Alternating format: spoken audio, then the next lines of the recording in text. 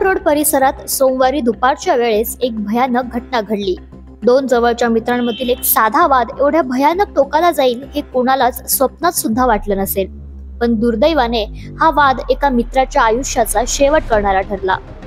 गौरव माने, वय फक्त 24 वर्ष, एक हुशार तरुण, पण सोमवारी त्याच्या आयुष्याला एक रक्तरंजित वळण मिळालं। लीलाबाईची चाळ परिसरात राहणाऱ्या गौरव आणि त्याच्या मित्राच्या वादातून सुरू झालेली बाचाबाची थेट खुनापर्यंत कशी पोहोचली हे ऐकून अंगावर काटा आल्याशिवाय राहणार नाही। झालं असं की सोमवारी सकाळी साधारणतः 12:30 वाजता गौरव आणि एका मोबाईल सिम विक्रेत्याचा किरकोळ वाद झाला। गोष्ट तिथेच संपेल असं वाटत असताना गौरवचा मित्र जय पाकळे याने मध्यस्थी करण्याचा प्रयत्न केला, पण त्यातूनच परिस्थिती आणखी बिघडली आणि जय व गौरव यांच्यात शिवीगाळ होऊन वादाची ठिणगी पडली। गौरवने रागाच्या भरात काही दगड जयकडे फेकले आणि वाद अजूनच तीव्र झाला। त्यानंतर दुपारी 1 वाजता गौरव हा स्वामी विवेकानंद तालमीकडे जात असताना जय पाकळे, त्याचा भाऊ ओम आणि वडील राजेंद्र पाकळे यांनी गौरवला थांबवलं। गौरव काही बोलणार तोच जयने धारदार शस्त्राने त्याच्या पोटात वार केला आणि ओमने लोखंडी हतोडीने जोरदार प्रहार केला। राजेंद्र पाकळे याने गौरवला पकडून ठेवले, त्यामुळे त्याला पळता आलं नाही।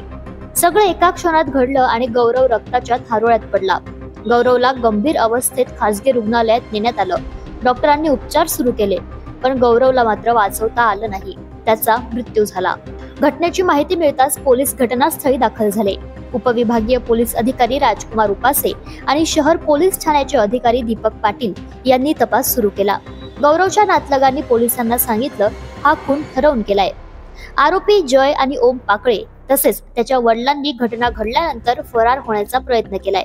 पोलिसांचा शोध सुरू आहे, पण एका घरातून सुरू झालेला हा क्षुल्लक वाद इतक्या भयानक वळणावर येईल हे सर्वांसाठीच धक्का देणारं ठरलंय। ही घटना दाखवते की राग आणि आक्रमकतेमुळे एक साधा वादही कोणत्या थराला पोहोचू शकतो। ज्या वादातून आज एक कुटुंब आपल्या मुलाच्या जाण्याने उद्ध्वस्त झालंय, तर दुसरं कुटुंब आरोपी ठरलंय। अशाच वेगळ्या आणि ताज्या बातम्यांसाठी पाहत रहा झेप मराठी, आरसा महाराष्ट्राचा। संपादक प्राध्यापक अनिल चव्हाण, धुळे।